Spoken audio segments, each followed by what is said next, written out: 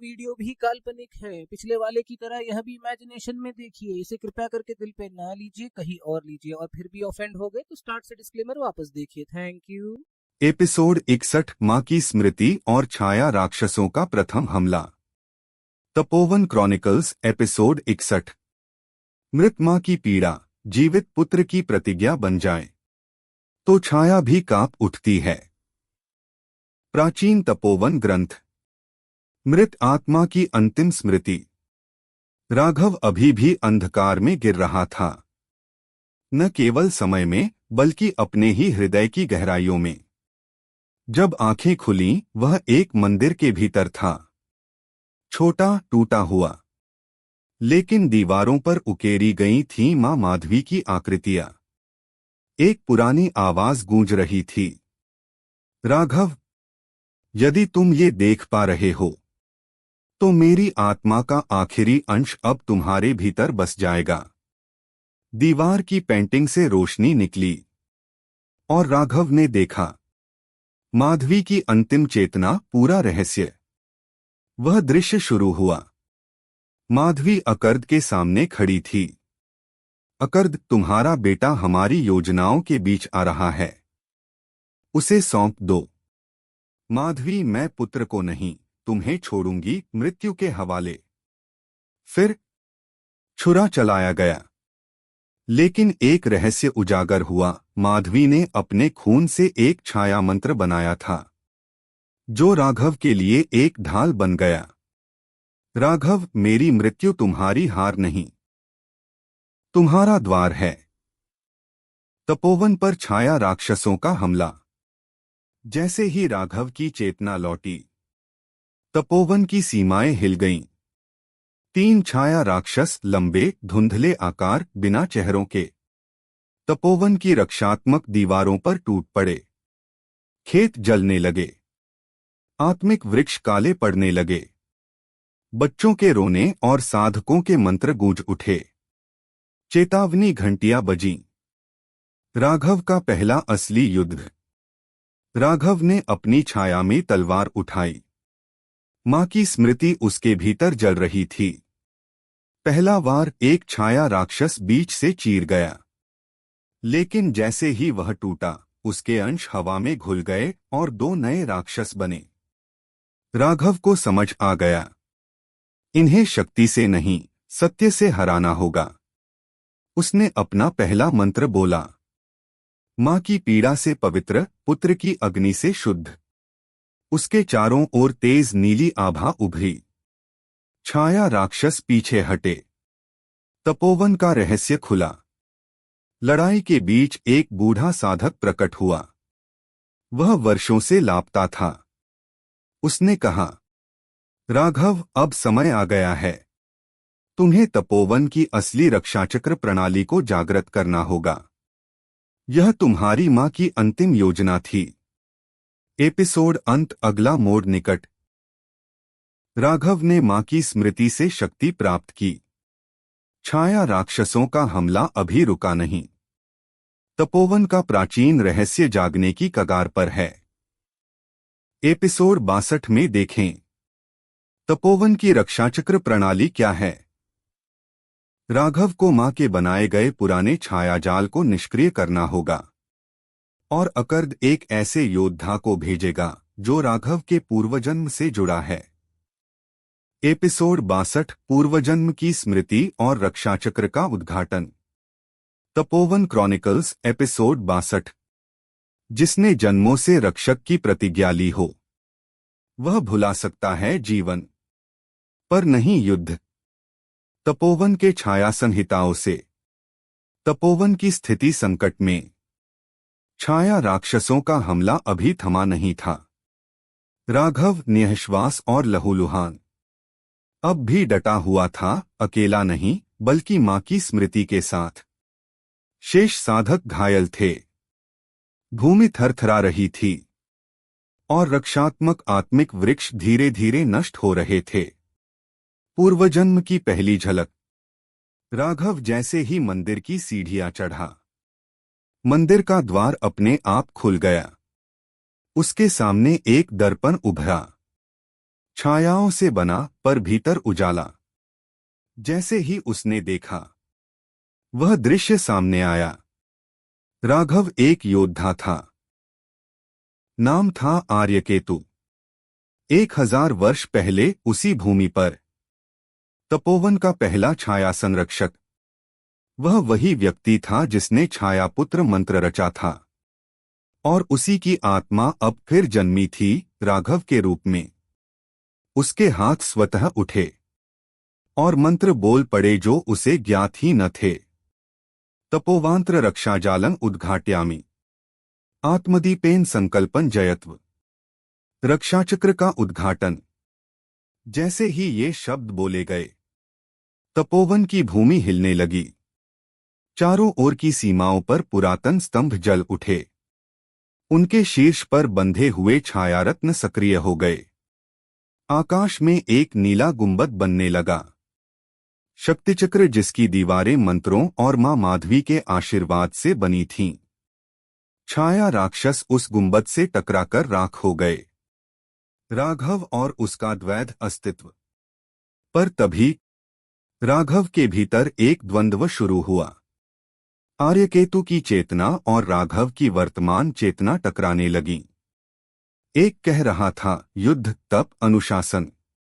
दूसरा कह रहा था प्रेम, संवेदना, परिवार। दोनों चेतनाएं संघर्ष में थीं। और तभी एक नई छवि उभरी, श्रवण की। तुम्हें चुनना होगा राघव, अपनी मां का पुत्र या इस युग का रक्षक। या क्या तुम दोनों बन सकते हो? एपिसोड अंत। नई जिम्मेदारी, नया दुश्मन। राघव अब जानता है कि वह पुनर्जन्म है। रक्षाचक्र सक्रिय हो गया है, लेकिन अस्थायी है। छाया रत्नों की शक्ति सीमित समय तक ही टिक सकती है। और अकर्द ने एक योद्धा भेज दिया है, जिसका नाम है विरक्त, जो राघव के पूर्वज आर्यकेतु का भाई था और अब छाया में परिवर्तित हो चुका है। एपिसोड 63 में देखें। राघव बनाम विरक्त, भाई से शत्रु बने योद्धा। क्या राघव दोनों चेतनाओं को संतुलित कर पाएगा? और क्या तपोवन सुरक्षित रहेगा? एपिसोड 63, विरक्त का आगमन और रक्त से लिखी हुई प्रतिज्ञा। Tapovan chronicles, episode 63। जो छाया को अपनाता है, वह उजाले से डरने लगता है, और वही डर उसे सबसे बड़ा योद्धा बना देता है। तपोवन की शून्य संहिता। तपोवन के आकाश में दरा। तपोवन के ऊपर जो रक्षाचक्र राघव ने जागृत किया था, अब उसके पश्चिमी कोने में एक विचित्र कंपन हुआ। आकाश जैसे फट गया हो, और उससे एक व्यक्ति उतरा। विरक्त। चेहरे पर आधा मुखौटा, आंखें राख जैसी बुझी हुई, और कंधों पर चढ़ी छायाओं की जीभें। मैं वही हूं जिसे आर्यकेतु ने एक यज्ञ में त्यागा था। अब मैं छाया का उत्तराधिकारी हूं। और राघव, तेरा अंत मेरी प्रतिज्ञा है। राघव की तैयारियां। राघव खड़ा हुआ। आंखों में भय नहीं, बल्कि आत्मा में उठती स्मृति थी। आर्यकेतु की चेतना उसके भीतर जाग उठी। विरक्त कभी मेरा भाई था, पर जब वह मृत्युलोक की सीमा पार कर छाया संयोजन में समा गया, तब उसका हृदय जल गया। राघव ने तपोवन की धूल उठाई, अपनी हथेली पर रखी और कहा, तो चलो विरक्त, एक बार फिर रक्त से तय होगा कि भाई कौन है और रक्षक कौन। लड़ाई का आरंभ। पहला चरण, चेतना का युद्ध। विरक्त ने अपने चारों ओर छाया चक्र फैलाया, जिसमें असंख्य पूर्व राक्षसों की आत्माएं भटक रही थीं। राघव ने शुद्ध ज्योति मंत्र जपना शुरू किया। तपोवन की आत्मिक स्मृति उसे ताकत देने लगी। विरक्त की छायाएं राघव की चेतना पर हमला करती हैं। राघव अपने बीते जन्मों की स्मृतियों को मोहर करता है। दोनों की आत्माएं एक मानसिक रणभूमि में उलझती हैं। एक ओर भाईचारा, दूसरी ओर विश्वासघात। दूसरा चरण अस्त्र का संग्राम। अब दोनों असली अस्त्रों से भिड़े। विरक्त का छायाक्तार वर्सेस राघव का नवोत्पन्न संकल्प बाण। हर प्रहार से तपोवन की भूमि कांपने लगी। पुराने मंदिर की दीवारों में दरारें पड़ने लगीं। सैकड़ों मीटर दूर से साधक डर के मारे मंत्र जपने लगे। तीसरा चरण आंतरिक द्वंद्व। राघव ने विरक्त से कहा, भाई, ये सब क्यों? हम एक साथ तपोवन की रक्षा कर सकते हैं। विरक्त का उत्तर था, मैं रक्षा नहीं, न्याय चाहता हूं। उस न्याय का जो मुझे यज्ञ की आग में भस्म कर देने के बदले में मिला। और न्याय छाया से ही निकलेगा। एपिसोड अंत। रक्त की बूंद। अंत में राघव के बाण ने विरक्त की छाती को चीर डाला, पर मरने से पहले विरक्त ने मुस्कुराकर कहा, छाया कभी नहीं मरती। और राघव, तुम अपने भीतर जो देख रहे हो वह सिर्फ शुरुआत है। उसका शरीर राख बन गया, पर जहां वह गिरा वहां एक छोटा बालक खड़ा था, काले आंखों वाला, मुस्कुराता हुआ। पुकारो मुझे, नवछाया। एपिसोड 64 में देखिए, नवछाया कौन है? विरक्त का पुनर्जन्म या छाया का असली उत्तराधिकारी? राघव को अपने भीतर उजाला और अंधकार के संतुलन को कैसे साधना होगा? और मां माधवी की आत्मा क्या राघव को इस लड़ाई में सहायता दे सकेगी? एपिसोड 64 नवछाया का रहस्य और माधवी की आत्मचेतना। जो अपने भीतर के अंधकार को पहचान लेता है वही उजाले का सच्चा उत्तराधिकारी बनता है। तपोवन की गुप्त गाथा। नवछाया पुनर्जन्म या शाप? विरक्त के भस्म होते ही जहां उसकी राख गिरी थी वहीं एक छोटा बालक खड़ा था, करीब 7 वर्ष का, पर उसकी आंखें 100 जन्मों की थकान से भरी थीं। मुझे मत छुओ राघव, बालक बोला। मैं केवल विरक्त नहीं, मैं तेरी छाया भी हूं। राघव स्तब्ध था। तुम कौन हो? छाया का पुनर्जन्म या मेरा कोई भय? बालक की चेतावनी। मैं तुम्हारे मन में जन्मा हूं राघव। जब तुमने विरक्त को मारते समय दया की थी उसी क्षण मैं जन्मा। मेरा नाम मत दो, मैं तब तक जीवित रहूंगा जब तक तुम्हारे भीतर का संदेह जिंदा है। माधवी की आत्मचेतना जागृत। उसी समय राघव की छाती में एक पीड़ा उठी। अचानक उसकी दृष्टि धुंधली होने लगी और वह बेहोश होकर तपोवन की भूमि पर गिर पड़ा। जब उसकी चेतना लौटी वह सपनों की दुनिया में था। वहां मां माधवी खड़ी थीं, सफेद आभा से ढकी हुई। राघव, उन्होंने कहा, छाया और उजाले की लड़ाई अब बाहरी नहीं रही, यह अब तुम्हारे अंदर है। माधवी का रहस्य।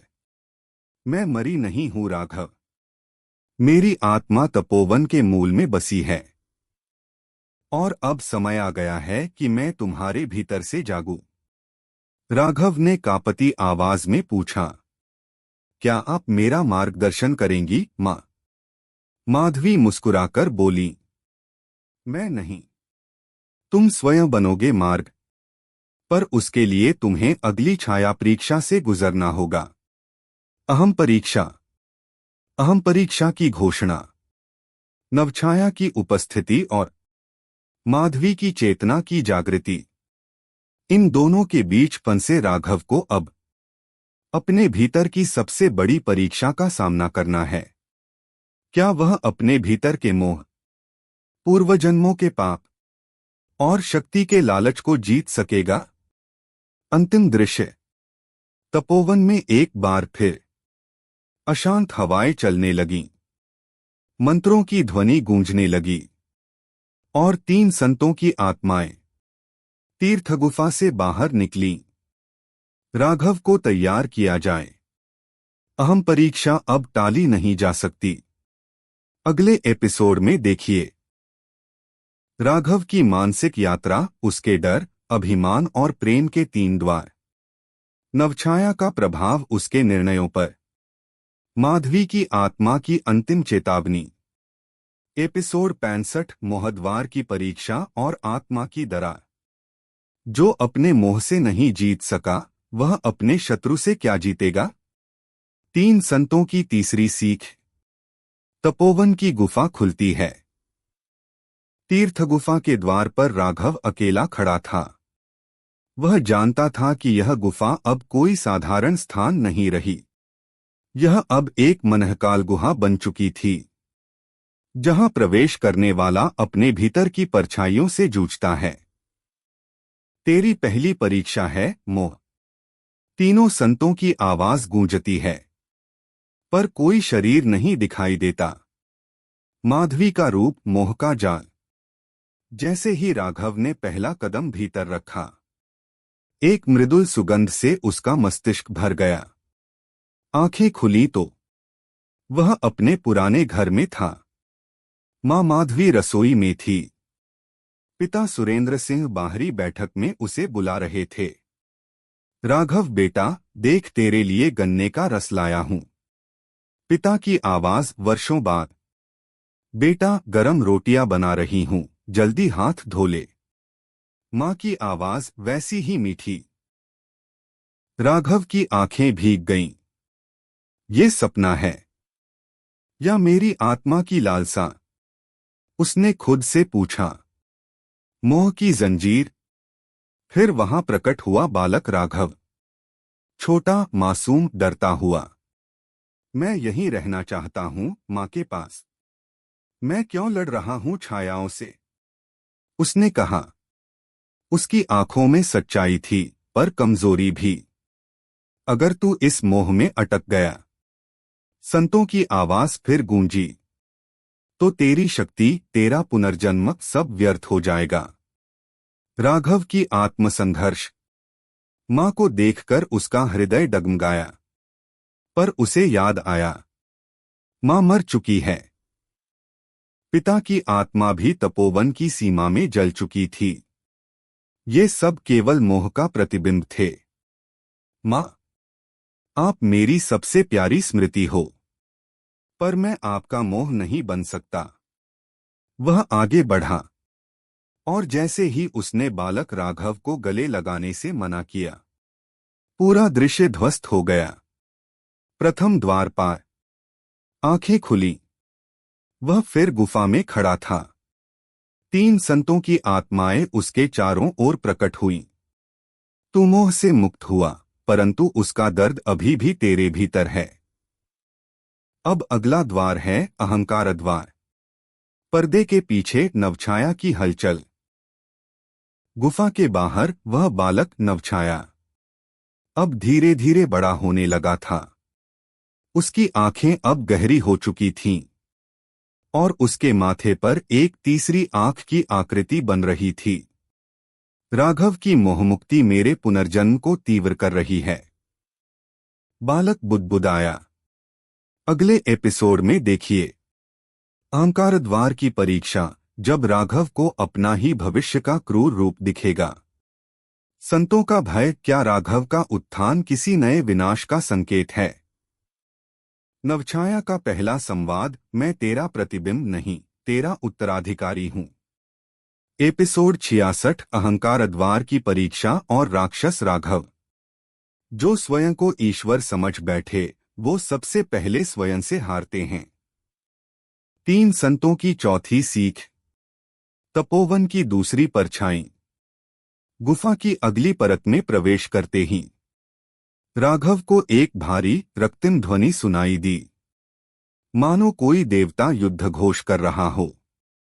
अचानक उसके सामने एक विशाल अग्नि में लिपटा हुआ योद्धा प्रकट हुआ, जिसकी आंखें वैसी ही थीं जैसी राघव की। मैं ही राघव हूं। वह दहाड़ा। लेकिन वह राघव जो शक्तियों का स्वामी बन चुका है, जिसने संतों को गुलाम बनाया, जिसने तपोवन को घुटनों पर झुकाया। आत्मा बनाम भविष्य, यह उसका भावी अहंकारी रूप था। वह रूप जो शक्ति पा जाने पर अपनी जड़ों को भूल जाता, जो प्रेम और संवेदना को कमजोरी समझता। तेरी माँ तुझे रोकती थी, संत तुझे समझाते थे। सब मूर्ख हैं, सिर्फ शक्ति ही सत्य है। राक्षस राघव बोला। संघर्ष राघव बनाम राघव। राघव ने शांति से उत्तर दिया, शक्ति बंधन नहीं, सेवा का माध्यम है। अगर मैं तुम्हारी तरह बन गया तो मां का बलिदान व्यर्थ हो जाएगा। लेकिन जवाब में राक्षस राघव उस पर टूट पड़ा।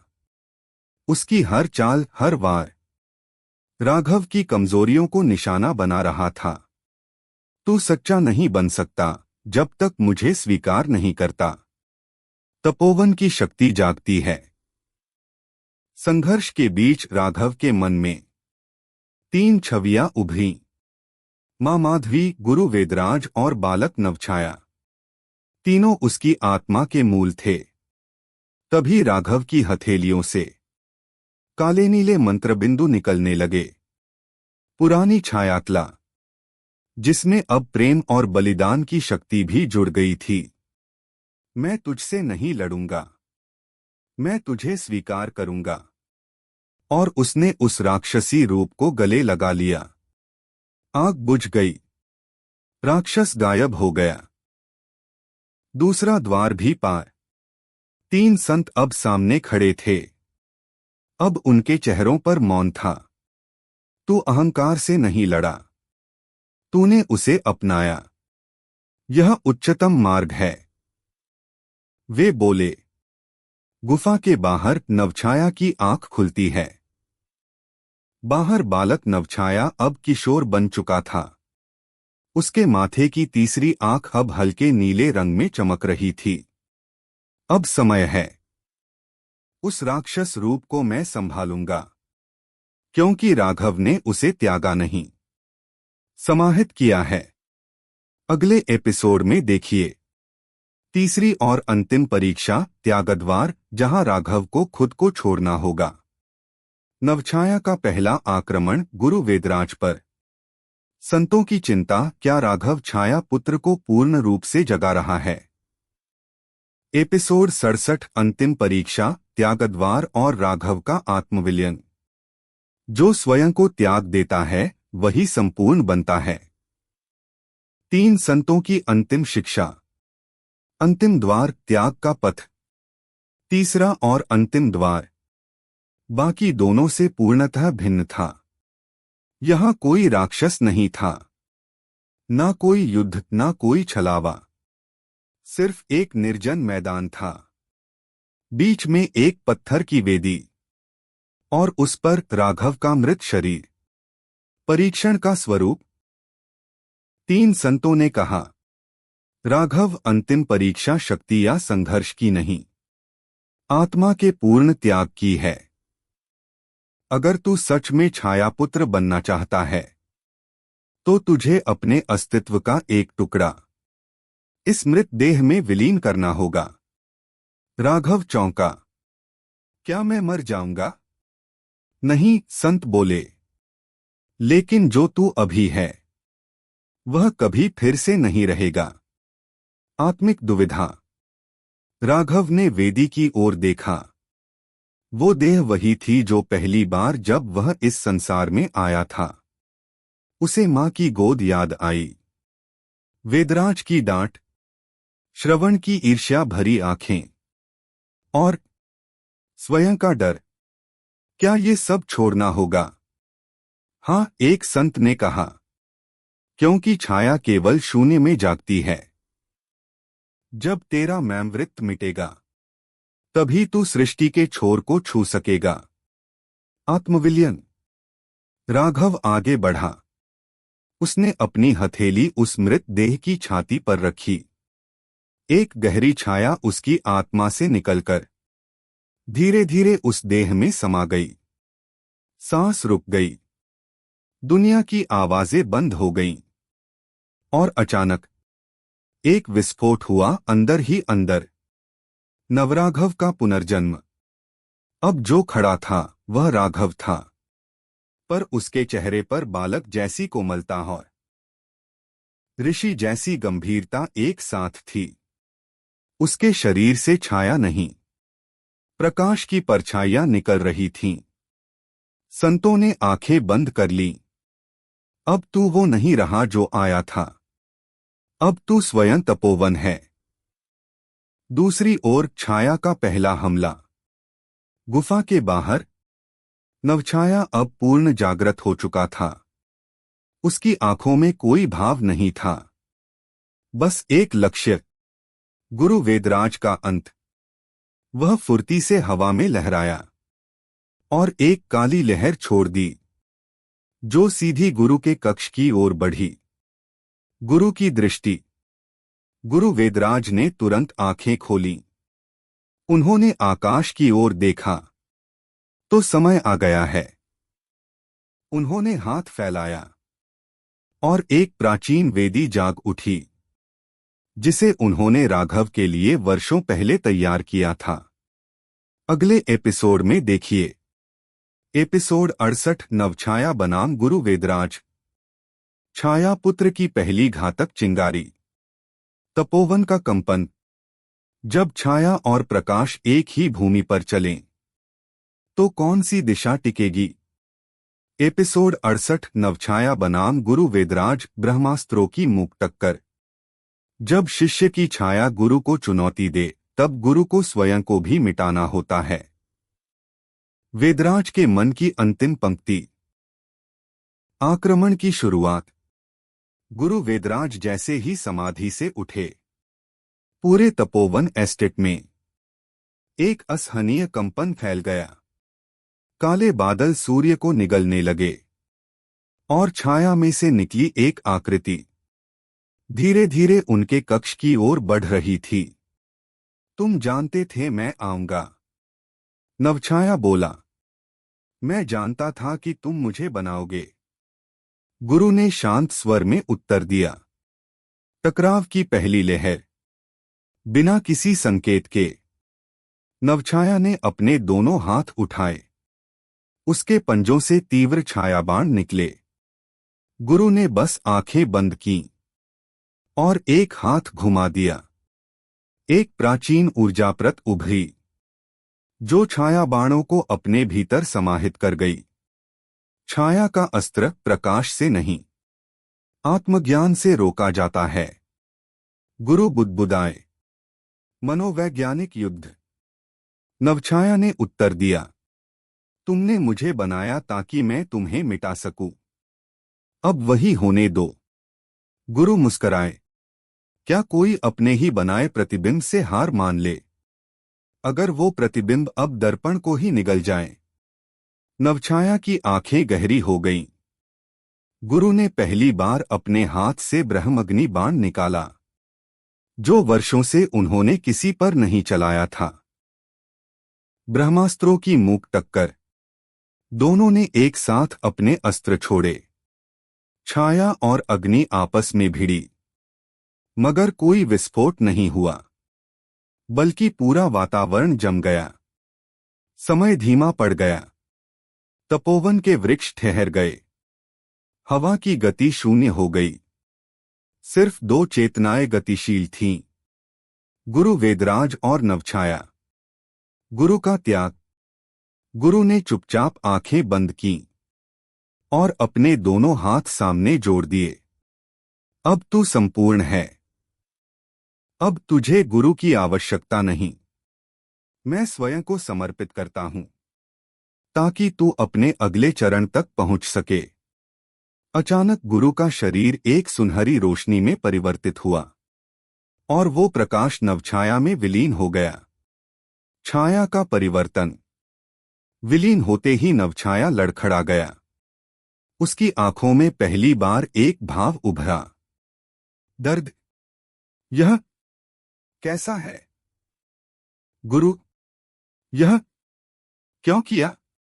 तपोवन में गूंजते शंखों की आवाज ने घोषित कर दिया। गुरु अब नहीं रहे। दूसरी ओर राघव की जागृति। उस क्षण राघव की आंखें खुलीं।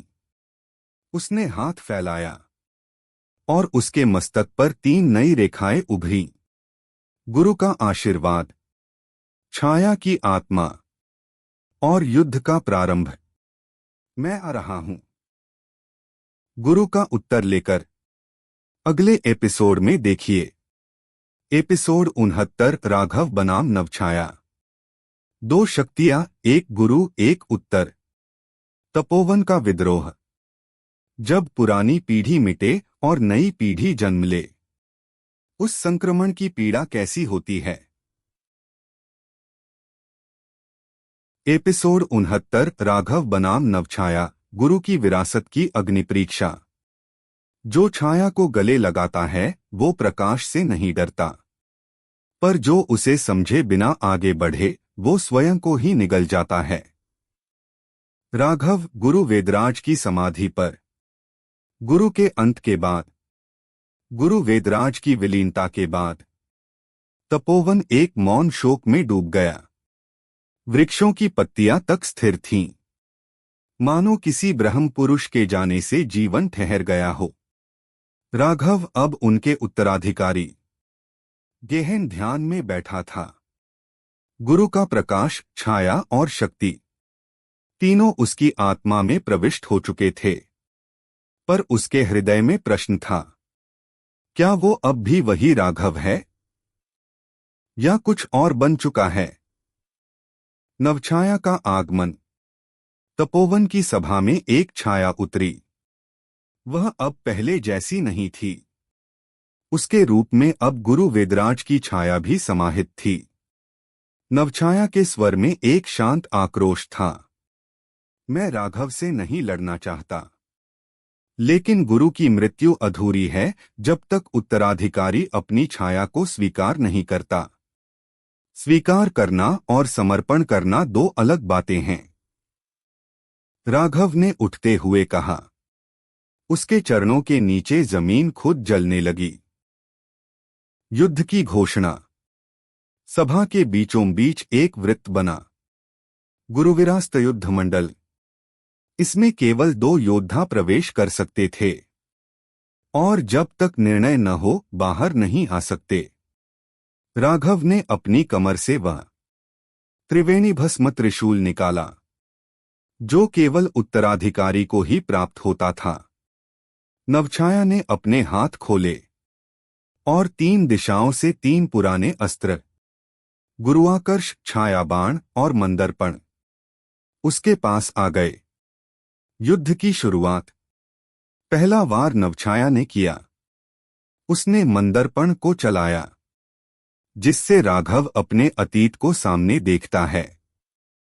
मां माधवी का करुण चेहरा, अपने पहले जीवन की मृत्यु, छायापुत्र बनने की पीड़ा, गुरु की मृदुल दृष्टि और अंत। राघव डगमगाया, पर फिर त्रिशूल से मंदर्पण को भेद दिया।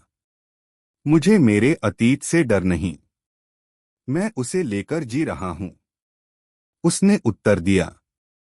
दूसरी लहर। अब नवछाया ने छायाबाण छोड़े। वे राघव के हर निर्णय पर संदेह बनकर वार करने लगे। क्या तुमने तपोवन को धोखा दिया? क्या तुम भी केवल शक्ति चाहते हो? क्या तुम गुरु की छवि को धूमिल कर दोगे? राघव ने त्रिवेणी भस्म से एक वृत्त खींचा और भीतर प्रवेश करते हुए कहा, मुझे संदेहों से घिरने दो, पर मैं भीतर से स्वच्छ रहूंगा। अंतिम टक्कर। नवछाया ने गुरुआकर्ष उठाया, उससे निकल रही शक्ति संपूर्ण मंडल को विकृत कर रही थी। राघव ने त्रिशूल को अपने रक्त से भर दिया और कहा, गुरु ने मुझे नहीं बनाया, उन्होंने सिर्फ मुझे मेरी पीड़ा से मिलाया, और वही पीड़ा अब तुम्हें मुक्त करेगी। दोनों अस्त्र आपस में भिड़े और एक विराट ऊर्जा विस्फोट के बाद पूरा मंडल ढह गया। नतीजा, राख के बीच नवछाया बैठा था। उसकी आंखों में कोई आक्रोश नहीं था।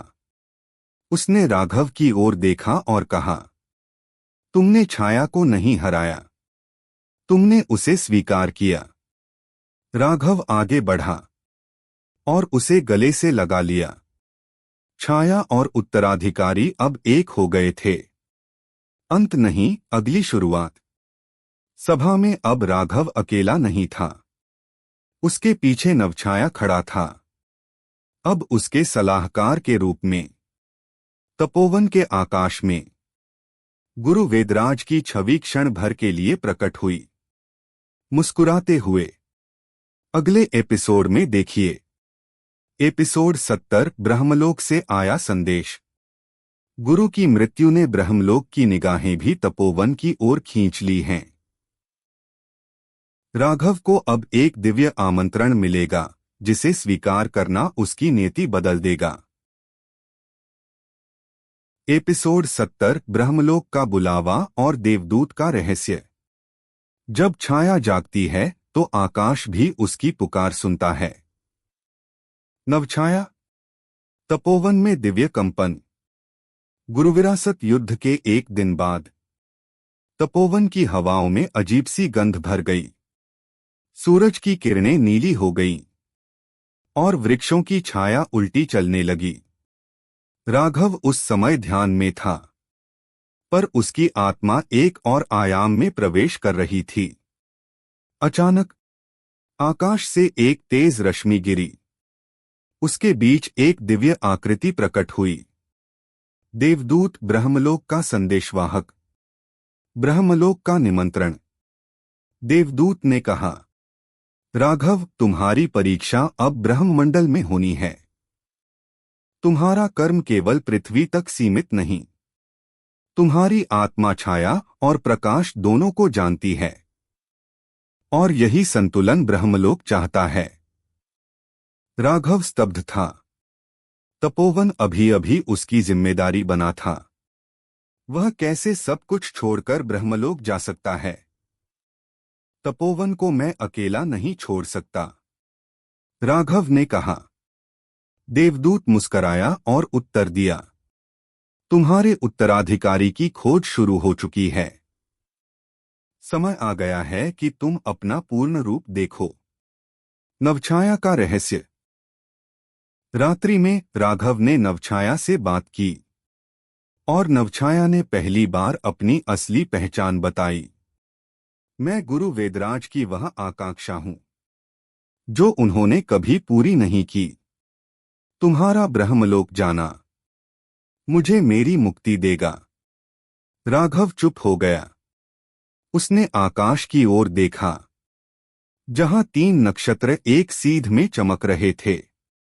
यह वही चिन्ह था जिसे देवपुत्र कहा करते थे। ब्रह्मदीक्षा चक्र। निर्णय का दिन। अगली सुबह पूरा तपोवन एकत्र हुआ। राघव ने सबको संबोधित किया। तपोवन अब मेरी आत्मा का हिस्सा है, लेकिन ब्रह्मलोक की पुकार वह है जिसे टालना आत्मघात होगा। मैं जा रहा हूं, पर लौटने के लिए, और तुम्हें एक नए युग में ले जाने के लिए।